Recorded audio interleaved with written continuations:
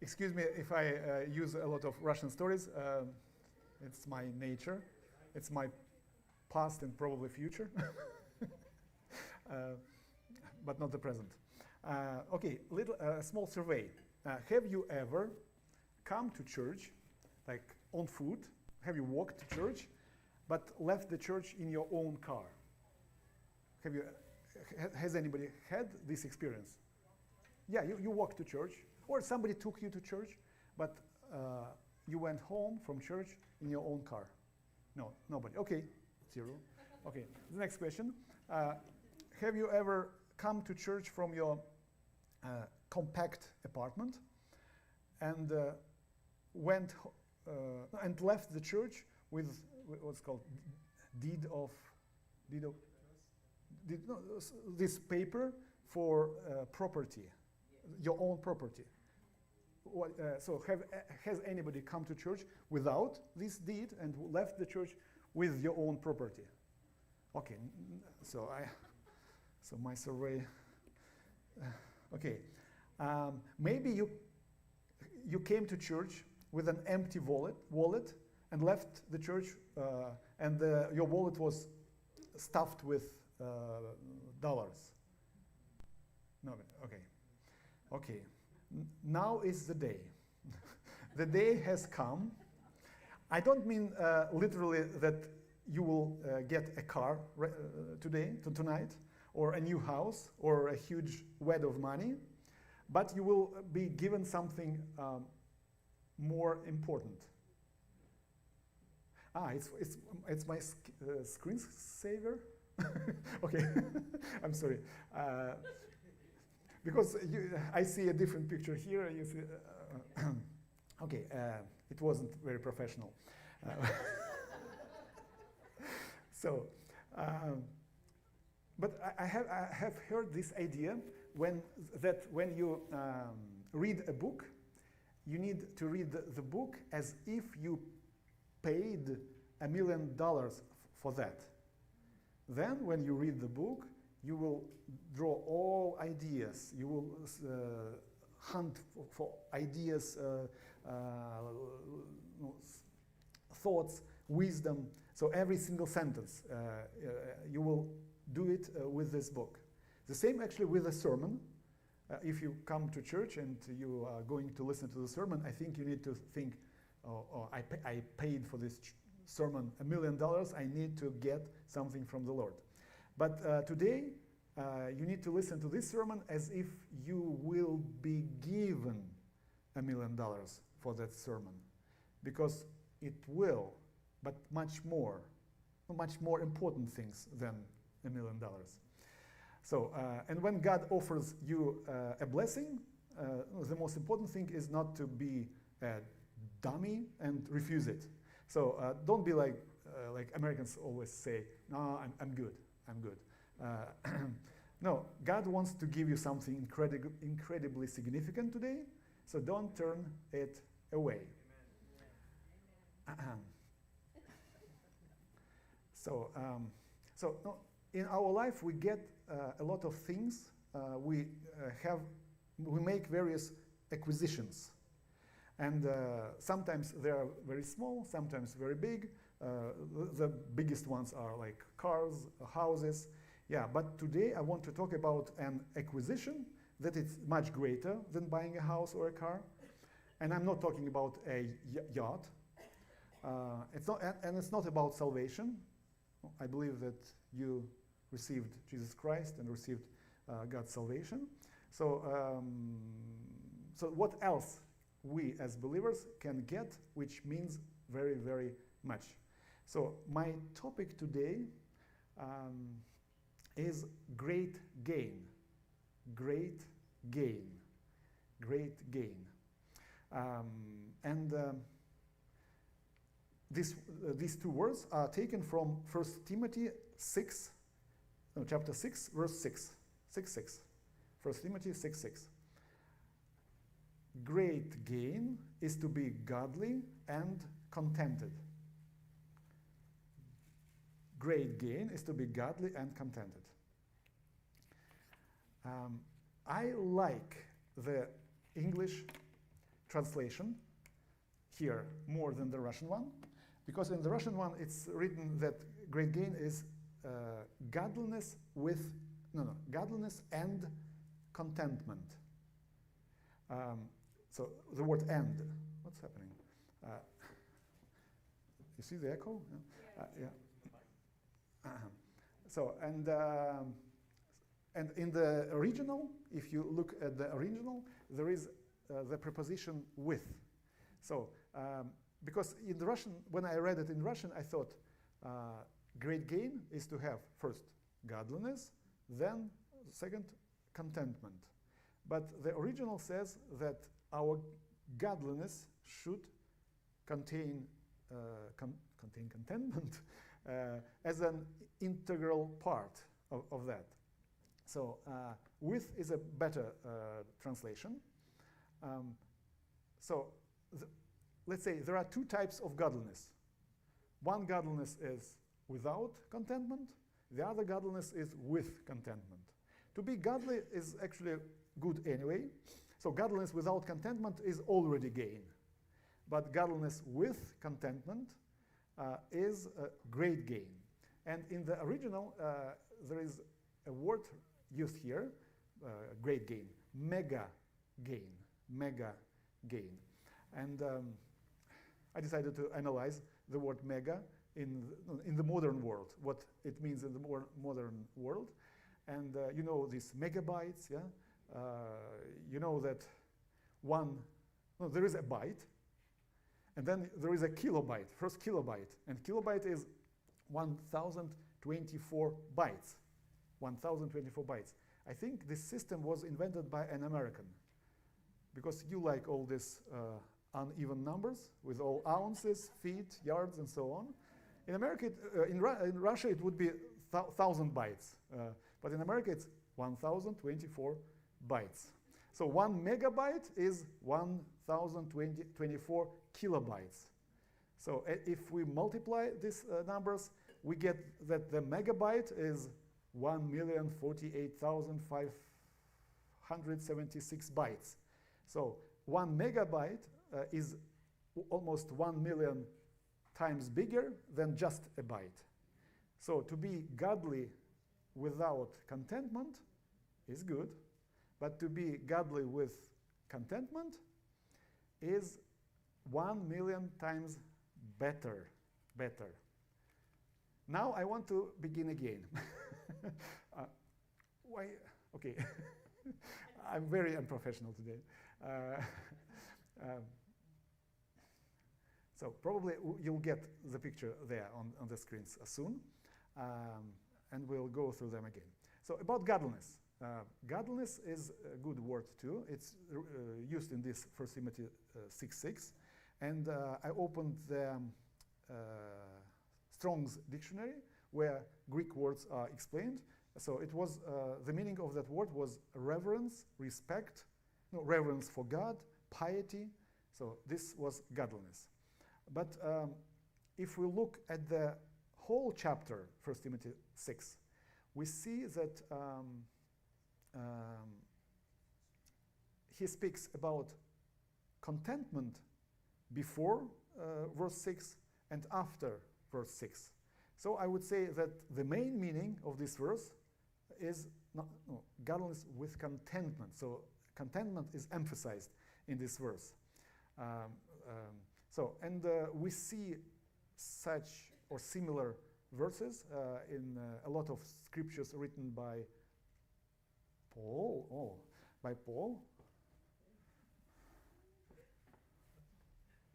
Okay. They're like teasing me, eh? Okay. Actually, I'm sorry, it's my bad because I didn't do it earlier.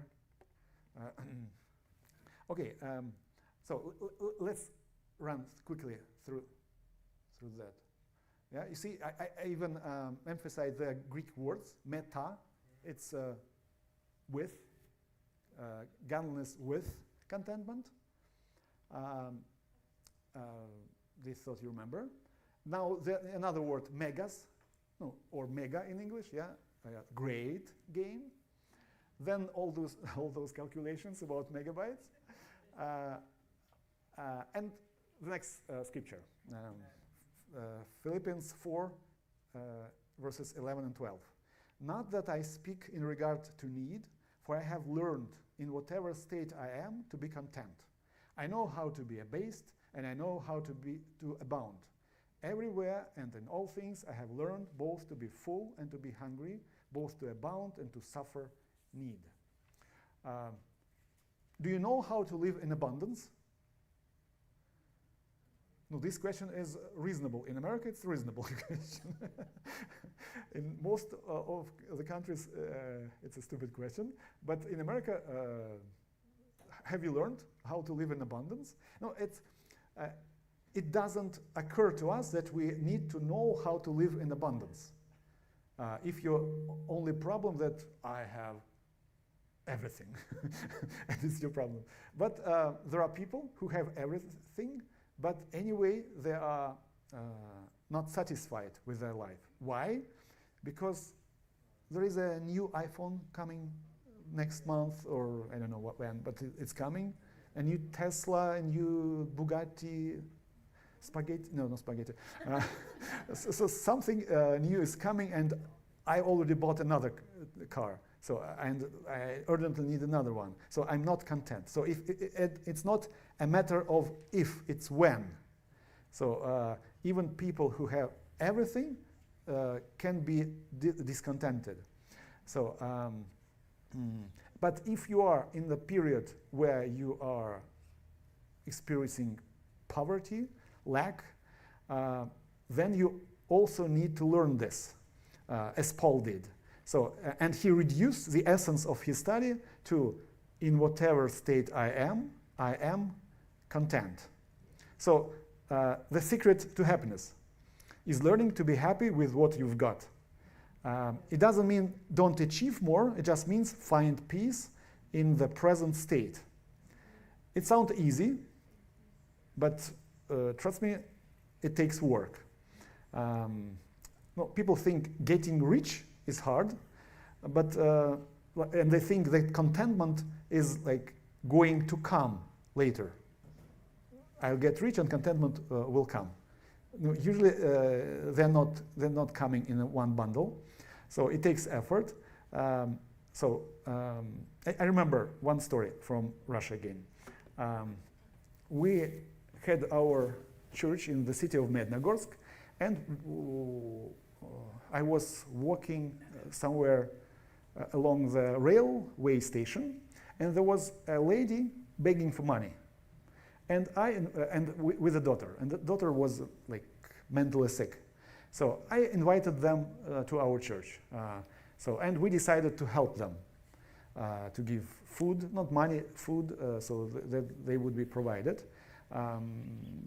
They had a place where to live, but they needed money. So we helped them for 1 week, for 2 weeks, a month, maybe more.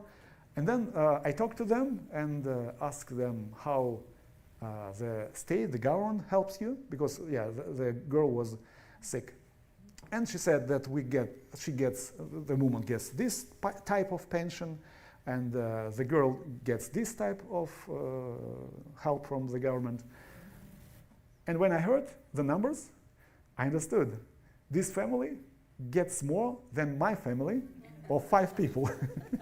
I had 3 children at that moment. So, and we were helping them instead of them helping us. And I see here that people who even have enough money to live, to survive, they can be discontented, and they can ask and beg for money. And we, who had the same or even lower amount of money, we were so willing to help that we saw the need and decided to help that family. So that family, they didn't learn how to live in poverty. I wouldn't say that I lived, okay, it was Russia 20 years ago. We all lived in poverty, I think. But anyway, even living in poverty, you can help other people. So Hebrews, the next verse. Hebrews 13, verses 5 and 6. Let your conduct be without covetousness. Be content with such things as you have. For he himself has said, I will never leave you nor forsake you. So we may boldly say, the Lord is my helper, I will not fear. What can man do to me? No, I see this verse as giving me this idea, that it's better to be poor and content than rich and discontented, dissatisfied. So we can listen to all these self-help gurus, all the Instagram influencers, and who sell us things, how to be successful, how to have happiness. But the Bible says, just be content. Just be content, that's it. So moreover, contentment is called great gain, great gain. So I see that God sees our life a little bit different than we see it. So a contented Christian is a person who, from God's point of view, has something more than a Christian who has many material things, but is dissatisfied. We can be busy counting all our likes, all our cars, all our square footage, but God is like, are you happy? No? Then you got nothing. You don't have great gain because you are not contented. So today's sermon will be long. Are you upset? Okay, today's sermon will be short. Are you upset? So, no, but there are people, whatever they hear, they will be upset. The sermon is too long, the sermon is too short. So I don't want to be such a person. Whatever God needs for me today, I will do, but only 45 minutes. So Apostle Paul is an example of a person who was content in all circumstances. You know the most joyful letter of Paul? Philippians. Philippians is the most joyful. There are joy, or different words relating to joy, used there 16 times. 16 times. So, but under what circumstances was their letter written? You know? Was he in prison? Yeah, he was in prison. He was in prison, and he wrote such things like, rejoice in the Lord always. And again I say, rejoice. Rejoice. So, who expects words of joy from the person behind bars? Yeah, but Paul did it. So, so he didn't write that we should rejoice in good circumstances, but we should rejoice in the Lord. In the Lord, and in the same chapter, actually, Paul writes also about peace that surpasses all understanding, human understanding. Peace that surpasses human understanding. I would say that all things which we have, they should surpass human understanding. And this contentment, this satisfaction, this joy, it's also above human understanding.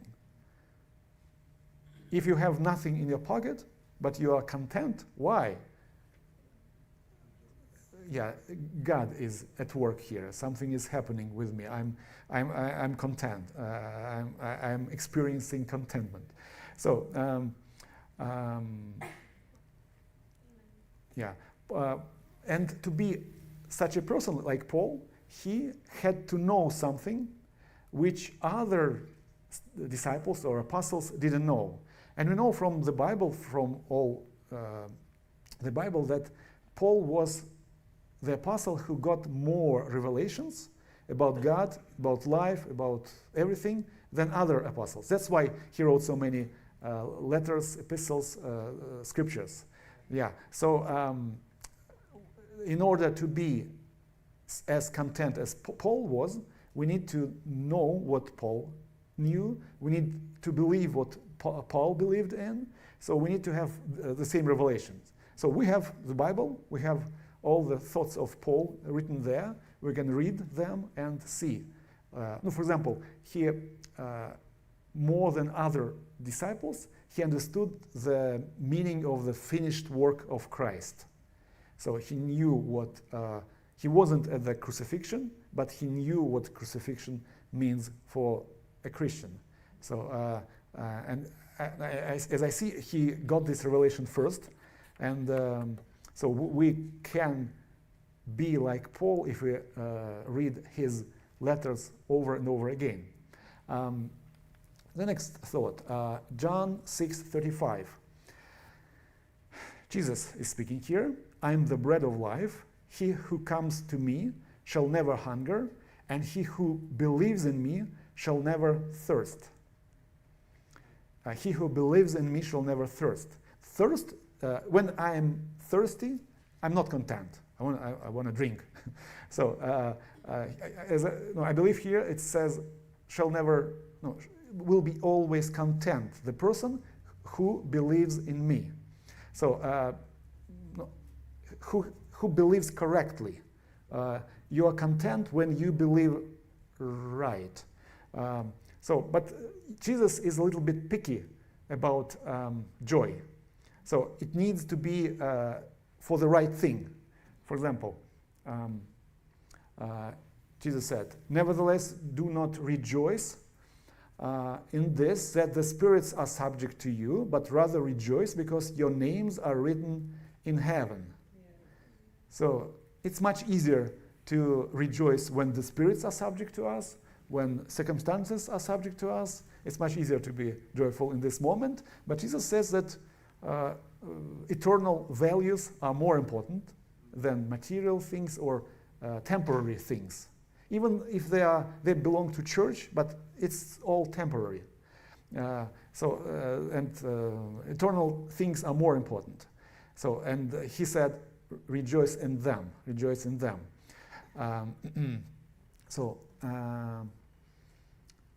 I heard a story about a man who died on the surgery table. No, during the surgery he died, and he saw heaven, but doctors did a good job and brought him home. And later he said that it was difficult for him to live on the earth because he saw heaven, he saw the eternity, and whatever he experienced here was in no comparison to that. So you see, when Jesus said, rejoice because your names are written in heaven, he knew something. For us it's just words, but for him it meant something. For that man who saw heaven, it meant something. So it means something. Yeah. What do we know about Paul's behavior in prison? We know, remember, he was sitting in one prison and with Silas, I think, and they were doing what? Silas, yes, Silas. And they were singing, yeah, singing. And they didn't sing because they wanted to open the gates. They didn't take part in a talent show. They didn't want a shorter sentence. No, they were just singing. It was sincere because it was from the heart. And he didn't want to achieve anything. It was just sincere praise to God. So we focus too much on our goals and dreams, forgetting that already in the present, now we should already be content. Even if our dream career is still off in the distance, we forget that it's the right now that matters. Right now matters, and there will be many more right nows that we won't enjoy if we aren't content now. So we'll just miss all these nows if we are not content now. So being content right now is much more than our goals and dreams. I would say that first of all, we need to have this goal to become content, satisfied in the Lord, and then have other goals, because this is the most important, to be content in the Lord. And in the same in the same Philippians, Paul also wrote that he's pressing toward the goal for the prize of the high calling of God in Christ Jesus. Yeah? So he wrote about the goal. But on the other hand, he immediately tells us to rejoice now when our goals have not yet been achieved. So he meant that we need to rejoice right now. So we need to pursue our dreams, but we also need to enjoy the journey. We can't only rejoice when we achieve the dreams, we have to find contentment now and allow the joy of that to take us through the process. So the destination, it will happen. But it's more important to have joy right now. Why are people unhappy? No, most of the time they are unhappy because they see happiness somewhere in the future or somewhere in the past, but not now. Someday I'll be happy when, or back then I was so happy when. We think that when we get a nice car, we will be happy. Or we remember our youth and think that that was where happiness was. A car is good and youth is good, but it's not happiness, it's just setting where we live. Not the whole play, just the setting. We can ask those who have Lamborghinis if they are happy. No, most of them are not happy. Or we can ask young people, are they happy? Most of them, I don't mean you, no, you, I don't mean you, probably you are happy, but anyway, even among youngsters, there are many unsatisfied people. So, so when my happiness is somewhere ahead, then I will start living only sometime in the future, not now. In psychology, this syndrome, it's called syndrome of deferred life. So I cannot live now because my happiness will be only in 5, in 10, in 20 years when I get this, and that. So, and our life is deferred. We don't live now. My real life is postponed somewhere ahead. And what remains now? Now everything is miserable. Now everything is bad. There is no life. No, now already everything is good. There is life. There is grace. We just need to find it and live in contentment, in satisfaction. And people from the world, they are unhappy. And when they come to church, they see sometimes very unhappy people too. So because the same happening is to believers. We see our happiness only in the future. Somewhere when we get this, we will be happy. So when worldly people come to us, they should see the happiest people on earth. Yeah? So, and tomorrow never comes because you wake up tomorrow and it's already today. So I read one guy, his name Doug Gardner. He's a sports psychologist, and he spoke about baseball. He worked with baseball players, and he said the best baseball players are much less obsessed with numbers, but their every swing is in the here and now. They live in the moment. So we are godly baseball players. We need to live in the moment. Every swing, every action is in the here and now. I'm standing here and I'm enjoying this moment of standing here. I'm not bragging, I'm just, I try to enjoy it. My wife knew how nervous I was before, and she was like a cat. Calm down, calm down, calm down. I read also about astronauts, American astronauts who flew to the moon. I know that not everybody believes in it because it's not written in the Bible, but I know that they were depressed after that because it was their biggest goal and they reached the goal, the moon or the TV stage with the moon. I don't know what they did, but they reached their goal, and afterwards they experienced depression because such a big goal, no, it wasn't possible to have another big goals like this. So I also heard about one young man who was skiing in the mountains, and the avalanche came down, and he was under 50 feet of snow buried there, and he was sure he would die. But the rescue team came and they helped him, and afterwards he always said that even if a hammer hits his finger, he's happy. Why? Because he's alive. So I speak about this kind of contentment. I'm happy. Now I want to have a quiz with you. Oh, it's just sleeping. Okay, a quiz. Last time, when I preached last time, I showed you a picture of a writer, a British writer, and you recognized him. You said that it was George Orwell. It's another writer. Who knows who he is?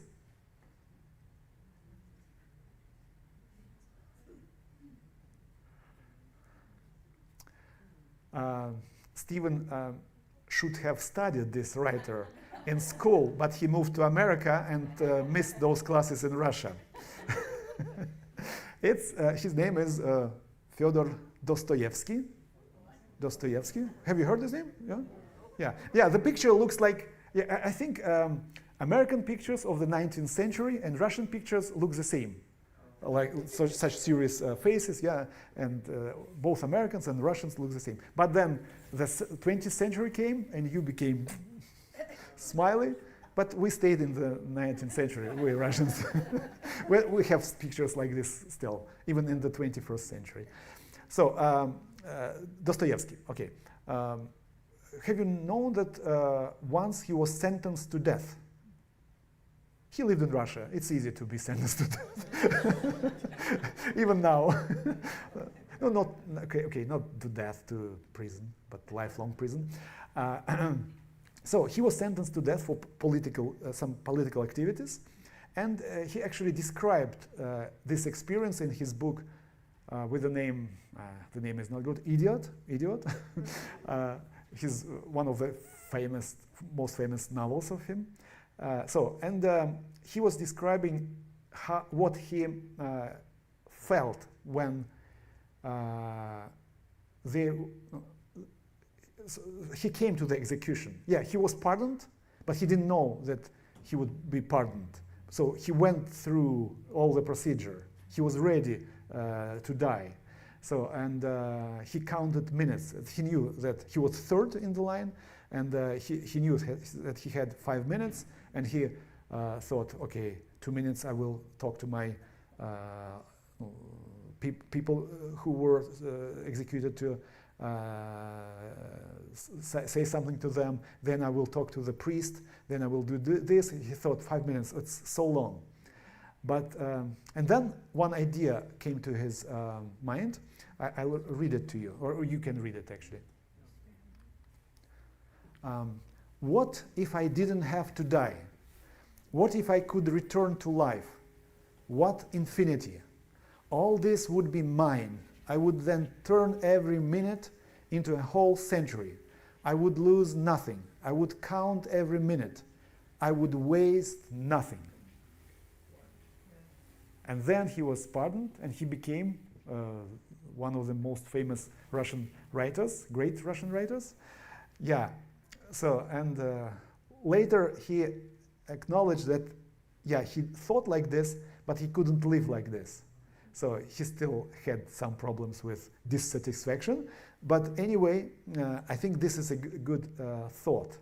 So we need to have this thought about losing nothing, about counting every minute, about wasting nothing in our life. So, if you remember, in Matthew 5, Jesus listed beatitudes. And some of them sound not very good, like blessed are the poor in spirit, blessed are those who mourn, blessed are those who hunger and thirst, blessed are those who are persecuted. So it doesn't sound fun, yeah? But they have every right to complain, those people. But they are blessed, they are happy. I like one of my favorite verses in the Bible is Habakkuk 3, 17, 18. Though the fig tree may not blossom, not fruit be on the vines, though the labor of the olive may fail, and the fields yield no food, though the flock may be cut off from the fold, and there be no herd in the stalls, yet I will rejoice in the Lord, and I will joy in the God of my salvation. Okay, probably you should have read it yourself with no accent. It would be better. So, every day, in every situation, we have two paths, two roads. Either complain or practice contentment. I remember once we and our family, Yarik was still in the belly, but we traveled to the Black Sea to have vacation there, and it was a Russian train. Pastor David sometimes, you remember, he recalls this trip by train, which he doesn't want to repeat, and we repeated it all the time, and we went to the Black Sea in a train, in a carriage, in a compartment with no AC, and it was summer, and the train is, metal, and so it's hot, and some other things which are not very comfortable. For example, the toilet, which is not biodegradable, just a hole with all the rests around it. So, but we remember we were sitting in the compartment, and another family came into the carriage. They went to another compartment, and there was a man, the father of that family. He sat down in this stuffy compartment and said, "Oh, how nice." And we liked this phrase so much, all that vacation, in all situations. Something bad happened, "Oh, how nice." We decided to practice it. "Oh, how nice. Oh, how nice." And it was hot. Sometimes it was cold, hot. Anyway, "Oh, how nice." I think when God created man, he said, "Oh, how nice." We can compare us with a heavy-duty truck, or even maybe, let's speak about trains, a freight train. And a freight train, it cannot stop right away. It needs time to stop.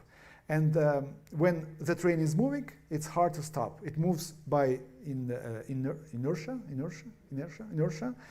for a long time. So the same is with our emotions and thoughts. If we are thinking something negative, it's very hard to stop right away. We cannot just flip a switch and start thinking positively in a snap of a finger. Or figuratively speaking, we are like in two streams. One stream of contentment, one stream of dissatisfaction, and we need to be either in one stream or in another stream. And it's like we need to leave the stream of dissatisfaction and go into the stream of satisfaction. I remember I tried to practice it like this. I decided I was walking from one place to another place in my city, and I knew that it was a 30-minute walk. So I decided to practice happiness and contentment like this. I decided to say, "I'm happy because," and then to think about and say, and to do it quickly. "I'm happy because I'm saved. I'm happy because I go to this church. I'm happy because I know Pastor David," for example. "I'm happy." Then big things stop. Then I'm happy because I have 5 fingers on the hand. I'm happy because, so little things, but I'm happy because I have, actually, not all people have 5 fingers on one hand. So, and I did it for the 30 minutes. then I had to visit one family, my relatives, and a bad thing happened in that family. The sewer burst, and all the things which were there, they were in the room. And there were elderly people living there, so I helped them. I don't know which word to use about speaking about feces. Because English is not my mother tongue, I can use a rude word from the so poop or crap. No, crap to me sounds holy.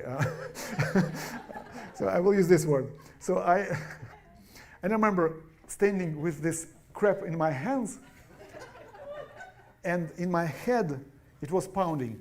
I'm happy. I'm happy. I'm happy.